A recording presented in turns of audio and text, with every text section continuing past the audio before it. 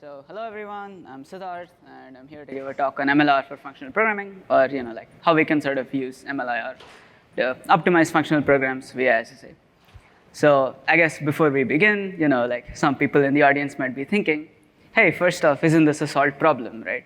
So there's this sort of paper in the functional programming folklore which says that sort of continuations in a functional program correspond to SSA, and this was published back in like 1995. So this is sort of like this is part of the established culture. So let's take a look at this paper, right? And let's see if it sort of like just solved the problem for us.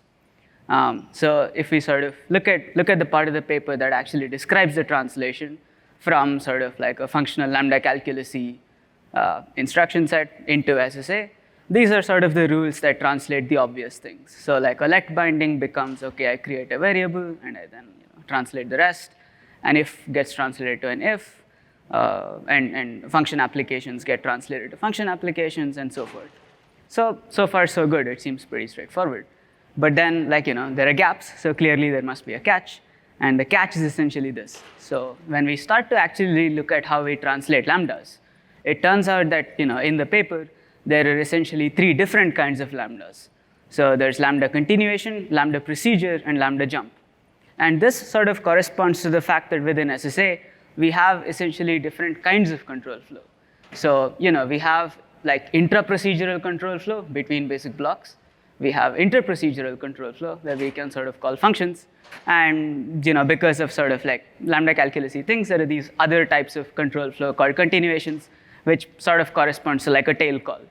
And so essentially, like when you sort of perform this translation, you need to know what kind of lambda you're dealing with.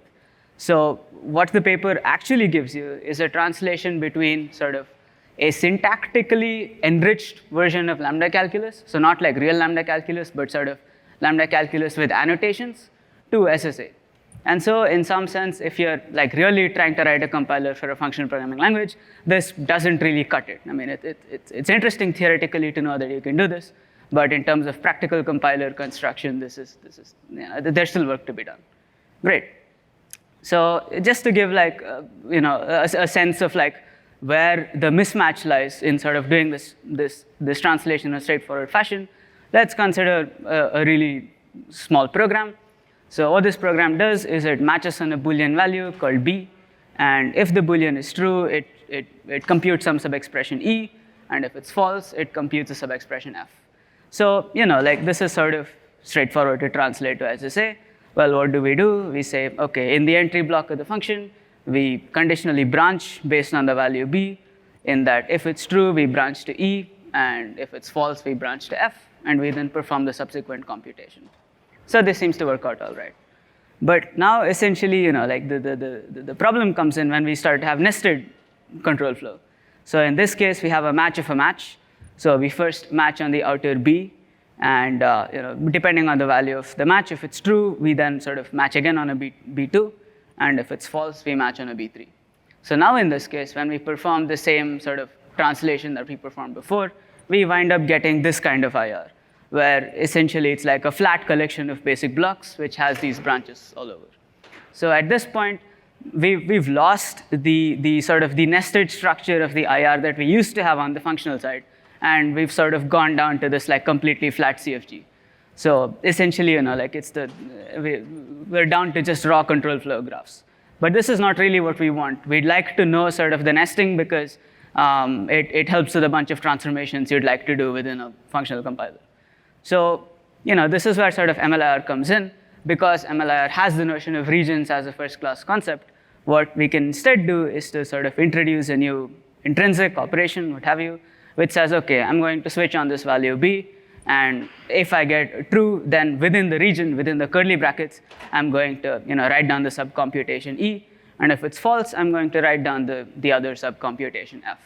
And so by sort of essentially using regions, we're able to actually faithfully like represent the nesting of the IR on the left in sort of SSA plus region style on the right. So this is sort of what we want because it actually lets us faithfully model like the way in which the IR sort of transforms and appears and so forth. So in general, like this winds up happening where we have this sort of abstraction gap between this functional IR on the left and the SSIR on the right. And this is sort of also true in the way in which the lean compiler currently compiles. So, roughly speaking, this is the compiler pipeline. Lean is a functional programming language, which sort of we're interested in compiling. And the current compiler pipeline goes through some intermediate representations called lambda pure and lambda RC. And then from there, it sort of directly tries to spit out C. And at this stage, essentially, a lot of optimization opportunities are lost, and a lot of information is lost as well. So we'd like to sort of bridge this gap. So what we wind up doing is we essentially embed Lean's IR lambda pure into an MLIR dialect called LP for lambda pure. And then for the optimization, we wind up introducing another dialect called region, which we'll talk about. And we sort of use both of these dialects in conjunction. And finally, we lower directly to LLVM, skipping sort of the C pipeline. So this is like the new pipeline that we implement to essentially optimize Lean. So to be sort of more specific and pedantic, saying we optimize functional programs is like a super generic and sort of nonsensical thing to say, because there are lots of different functional programming languages. And so to be clear, we optimize a functional programming language which is strict and whose runtime uses reference counting for sort of managing memory. So we don't do GC and we don't do laziness. So this is sort of the IR that the type of language that we care about optimizing. And so to effectively capture these, we need a bunch of different instructions. But essentially, I'm only going to talk about the ones that correspond to maybe the way in which closures are built and sort of the switch that we already had, just to give a flavor of what the IR looks like. There's a bunch more stuff in there that's necessary to cover all of the Lean code generation, but we're not going to talk about that. I'd be happy to talk about it offline if you're interested. Right. So now in terms of, just as an example, how do we map closures? So let's consider a function which takes 4 arguments and returns a Boolean. So it's like assuming we have a straight up call to this function with 4 integer arguments. This essentially gets represented by a regular call instruction because it is just that. It is just a regular call. Now, on the other hand, let's suppose that we had a partial function application. So we say G is F with just 2 parameters applied, A and B. So this is a thing you can sort of do in a functional programming language where you can supply less than the number of total arguments.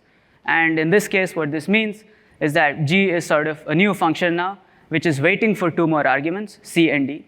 And when it receives these 2 other arguments, it's going to invoke F with all 4 of the arguments, A, B, C, and D.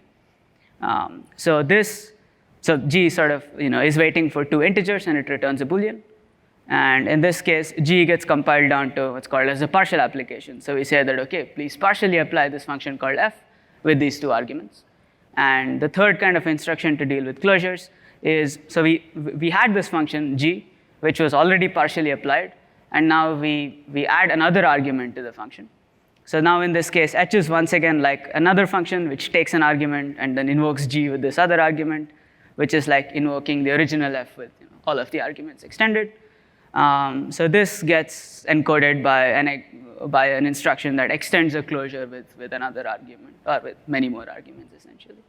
So this is the way in which closures get represented. And so similarly, there are instructions that deal with constructing data types, taking them apart, and numerics, and so forth. But this is sort of a representative example of a subset of the language. So now we've sort of gotten the sense that, OK, we can, in fact, faithfully embed all of the IR into MLIR, into lambda pure.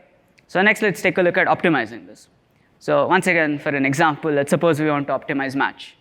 So going back to the example, it is the previous example, except now instead of an unknown constant b, we have a real constant true, which we know at compile time.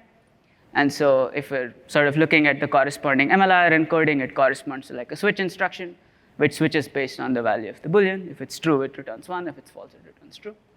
It returns 2. And so now we know what the output should look like, right? It's clear that the output should simply return 1 because it's we know at compile time what the output should be. But now the question is, OK, how do we really achieve this? So one answer would be, well, we have a huge table of optimizations that we know that you'd like to perform on a functional language. So just re-implement those in MLIR. But that's kind of uninteresting because in some sense, okay, now you're just like re-implementing all of the things without really reaping the benefits of living in MLIR land. So the question is really, okay, can we sort of make use of the rest of the compiler infrastructure?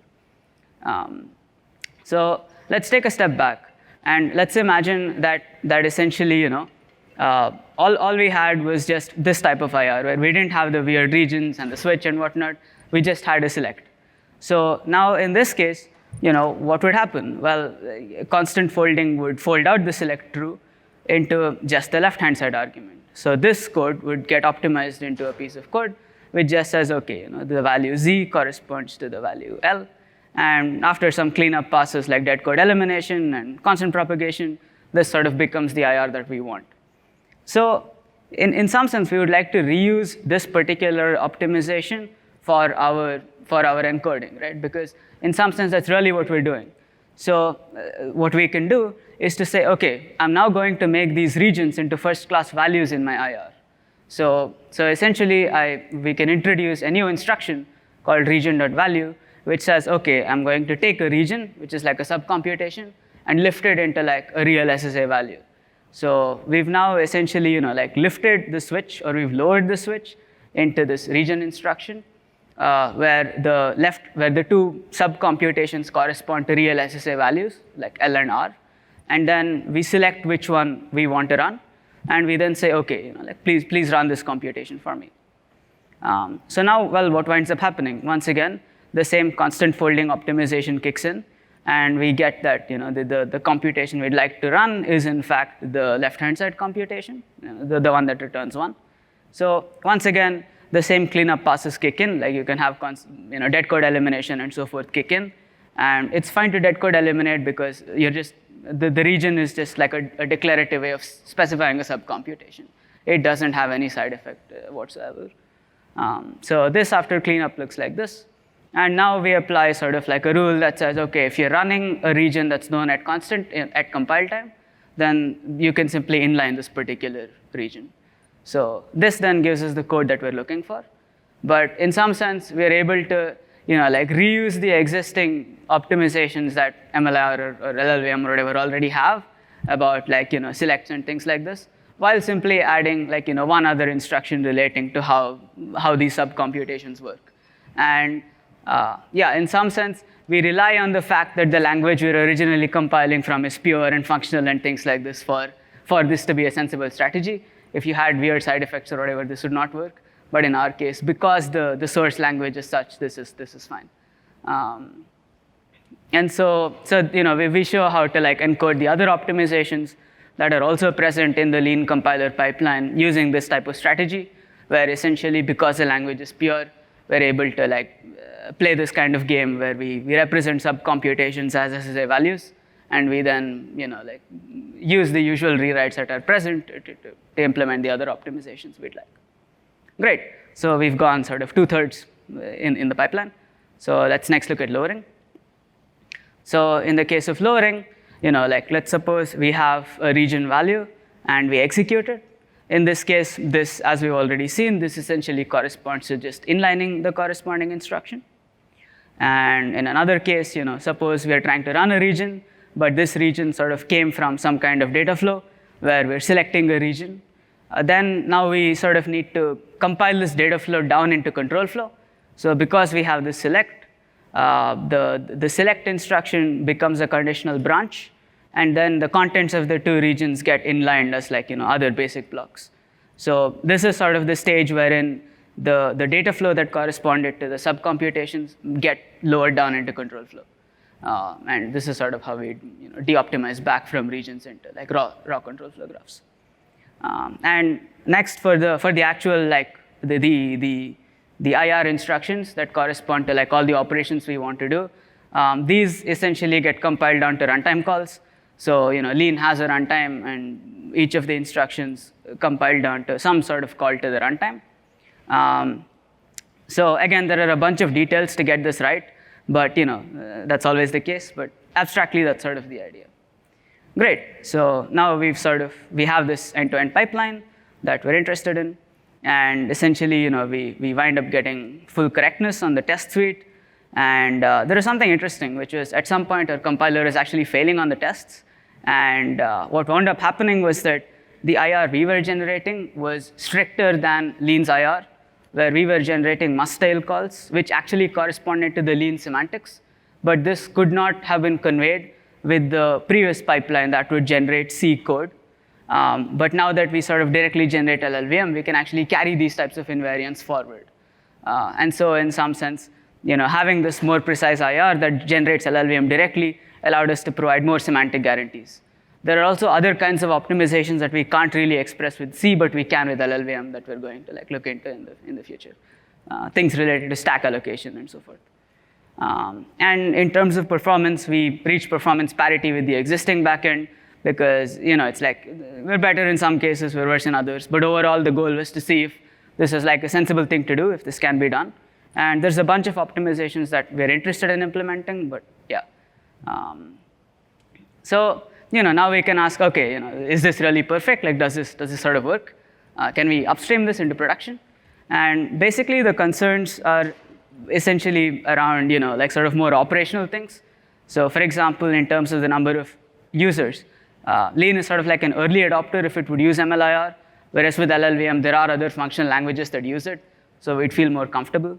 And similarly, when it comes to the language mix that we would need within Lean, if we were to use MLIR, we'd need to have these IR definitions also shipped within Lean, or like we'd take on the maintenance burden of the dialects that we build, whereas with LLVM, we don't really need to care. And finally, in terms of bus factor, I'm like the only person who's sort of used MLIR for a while, whereas with LLVM, there are at least others who know how to read LLVM. So that's also a concern.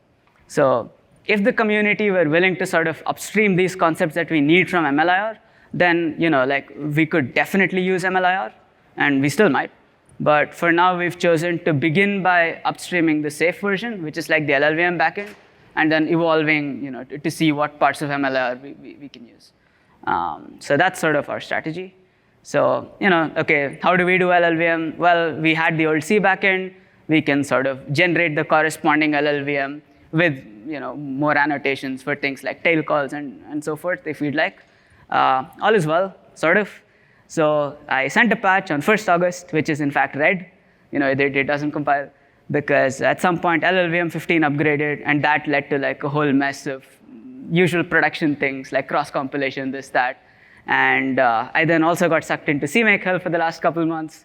So yeah, I would really love to talk to people who sort of ship LLVM in production every release. So I've worked on LLVM as an LLVM developer, and it's been amazing. But working on the other side as someone who consumes LLVM has been a far more, some would say interesting, some would say challenging experience. And so yeah, I'd love to hear sort of people's takeaways on how they do this. And yeah, so that's sort of my takeaway. Like MLIR works for optimizing functional IRs. There are some things that would really help if they're upstreamed. But yeah, it sort of allows us to express optimizations we're interested in a clean fashion because we have regions, because we have SSA. So yeah, it seems to really work. Cool. Thank you.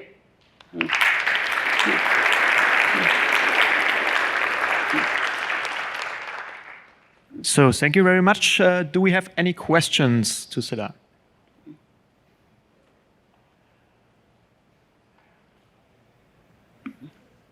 Hi, so thank you for the presentation. Actually, it's an interesting coincidence. A couple of weeks ago at RacketCon, Sebastian Ulrich presented that the macro system for Lean is heavily inspired by Racket. I'm wondering, I assume that you don't have to deal with any of that, and the program is fully expanded by the time you get to sort of to this phase of MLIR, or Yes. do you have some concerns there? Oh, no. So the macro system runs at the front end. So this is sort of at the back end. But the existence of a macro system actually makes it quite nice for us to write MLIR or LLVM, because we can sort of build LLVM using macros. So we don't need to directly use the C API. We can hide the C API behind a nice macro system where we just write LLVM in the source. And so yeah, it makes doing code generation nicer. But we don't deal with the macro system. No. Cool. Yeah, that's really interesting. The other thing is, So I do quite a bit of Racket, and with my Racket hat on, I'm wondering what is the sort of like most complex feature you found about compiling a functional programming language to using MLIR? Because that's something that has crossed our minds. So I guess, I mean, engineering-wise, it was more early days in MLIR. So a lot of the support for doing weird things like splicing regions and things like this was not so stable. There were just sort of these types of concerns.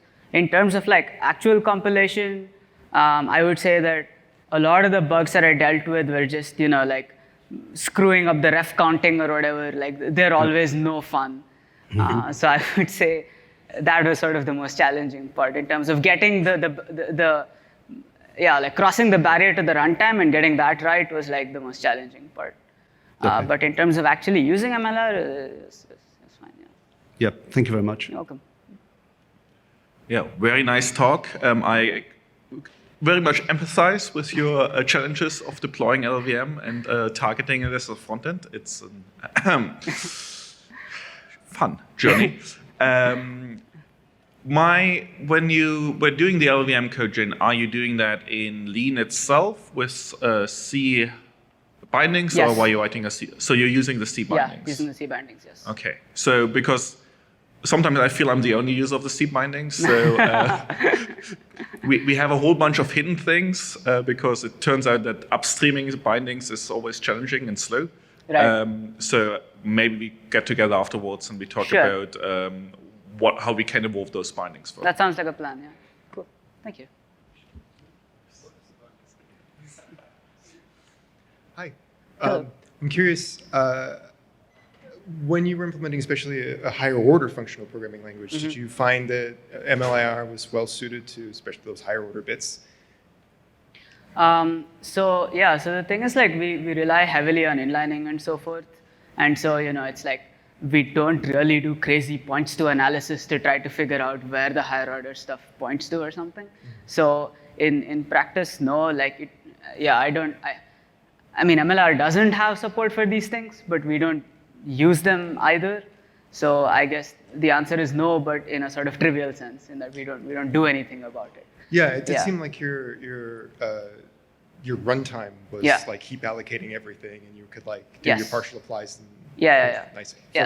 So it's like like we pick the low-hanging fruit, and we don't really bother optimizing like the really crazy things. So actually, if you know good algorithms for like higher order points to stuff, I would be interested to talk to you. Yeah. I did a bit of work with Thorin before, but never Oh, MLIR, okay. so we should chat. Yeah. Sure. Yeah, that sounds like a Anyways, plan. thank you for the talk. Thank you. Okay, we have one last question. Hi, great talk. I was curious about what challenges you faced applying Kelsey's methods to transforming CPS into a direct style IR when targeting LLVM IR instead of MLIR.